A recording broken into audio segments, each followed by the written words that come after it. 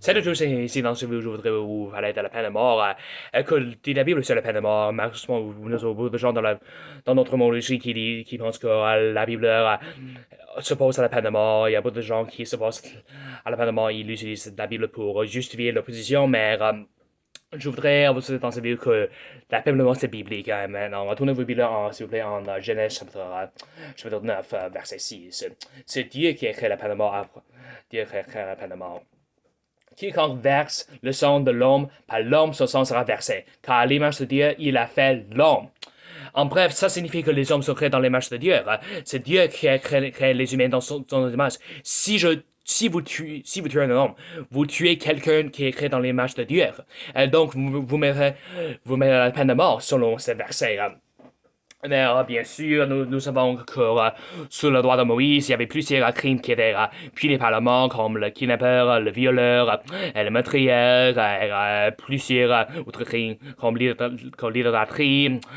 Mais il y a beaucoup de gens qui essaient d'utiliser Matthieu chapitre 5 pour promouvoir le pacifisme. Tournez vos Bibles maintenant, s'il vous plaît, en Matthieu chapitre 5. Ces versets que j'ai déjà expliqué dans une autre vidéo.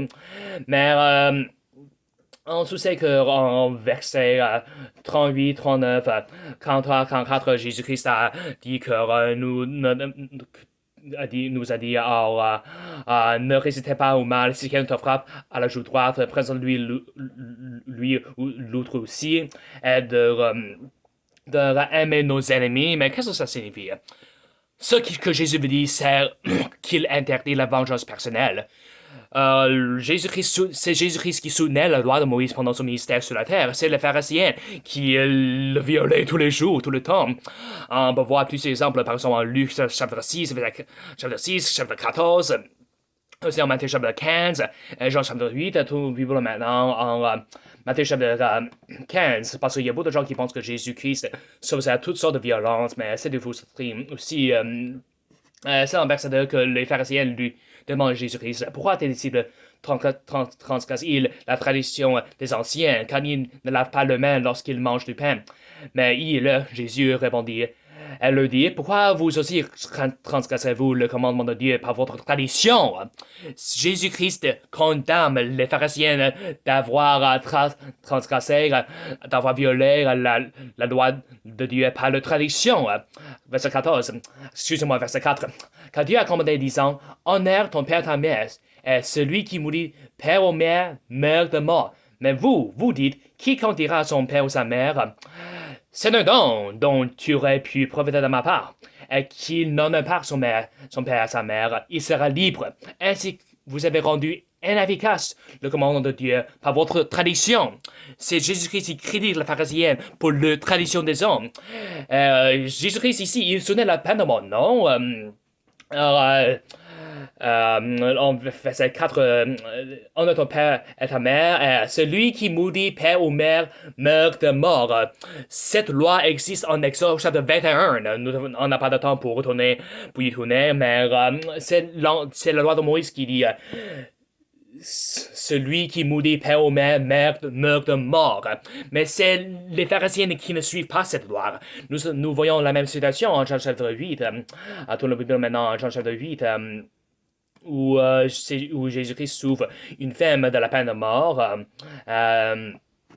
Verset 3, les scribes et les pharisiens lui amènent une femme surprise en adultère, et lorsqu'ils leur placé au milieu, ils lui dirent, Maître, cette femme a été surprise en adultère dans l'acte même. Oh Moïse, dans la loi, nous a commandé de telles personnes soient lapidées. Mais que dis-tu?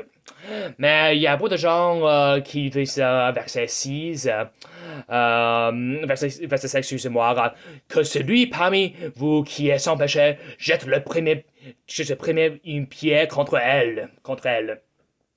Mais voici les prochains versets. Verset 17, il est aussi écrit dans votre loi que le témoignage de deux hommes est vrai. C'est en Deutéronome chapitre 17, verset 6, que la loi de Moïse oblige 2 ou 3 témoins, pas juste un témoin. Mais dans ce cas-là, il n'y a pas de témoin. En verset 18, je suis seul qui rend témoignage de moi-même, et le Père qui m'a envoyé atteste à moi. C'est Jésus-Christ qui protège cette femme dans le peine de mort. Pourquoi? C'est parce que, premièrement, selon la loi de Moïse, en Exode, en Lévitique, en Deutéronome, il fallait 2 ou 3 témoins pour mettre quelqu'un à mort. Si vous ne connaissez pas le péché d'adultère, il faut 2 personnes pour le commettre. Mais dans ce cas-là, ils ont seulement la femme, et donc ils ont violé la loi de Dieu.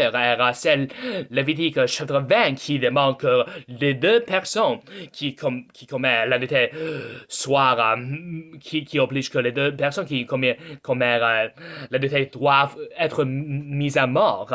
Mais dans ce cas-là, les pharisiens ne suivent pas cette loi. Tournons maintenant en Romains chapitre 12, où c'est un autre chapitre qui est utilisé par les pacifistes pour soutenir leur doctrine. C'est l'apôtre Paul qui interdit la vengeance. Mais en fait, l'apôtre Paul, il dit la même chose que Jésus-Christ a dit en Matthieu chapitre 5.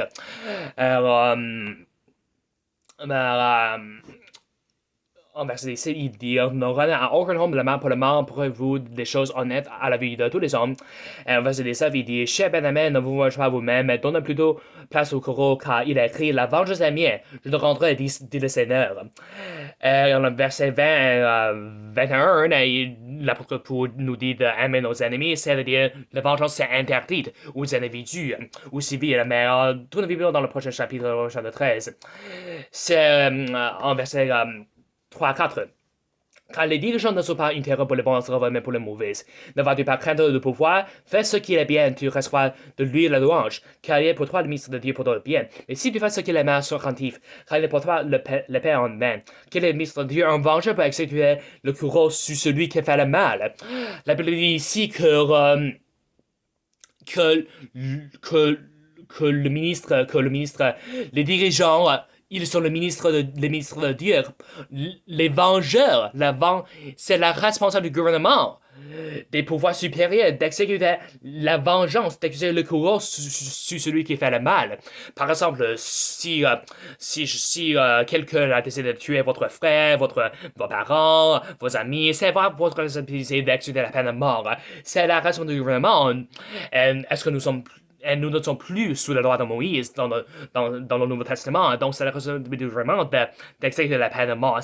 Du gouvernement, c'est pas notre responsabilité. Notre responsabilité en tant que les civils, en tant que les individus, en tant qu'individus. C'est la responsabilité du gouvernement d'exécuter la peine de mort. Et la peine de mort, c'est complètement légal. Celui-ci, l'épée, c'est un instrument qui est utilisé pour tuer quelqu'un. Mais est-ce que ça signifie que les civils ne peuvent pas se défendre avec les armes létales? Non.